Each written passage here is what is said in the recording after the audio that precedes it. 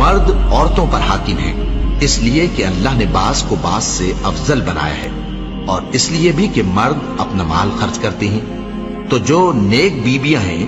وہ فرمانبردار ہوتی ہیں، اور ان کے پیٹھ پیچھے اللہ کی حفاظت میں مال و آبرو کی خبرداری کرتی ہیں۔ اور جن عورتوں کی نسبت تمہیں معلوم ہو کہ سرکشی اور بدخوئی کرنے لگی ہیں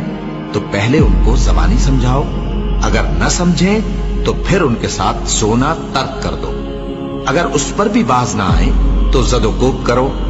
پھر اگر تمہارا کہنا مان لیں تو پھر ان کو ایذا دینے کا کوئی بہانہ مت ڈھونڈو، بے شک اللہ بہت اونچا ہے، بڑا ہے۔ اور اگر تم لوگوں کو معلوم ہو کہ میاں بیوی میں انبن ہے تو ایک منصف مرد کے خاندان میں سے اور ایک منصف عورت کے خاندان میں سے مقرر کرو، وہ اگر صلح کرا دینی چاہیں گے تو اللہ ان میں موافقت پیدا کر دے گا۔ کچھ شک نہیں کہ اللہ سب کچھ جانتا ہے، سب باتوں سے خبردار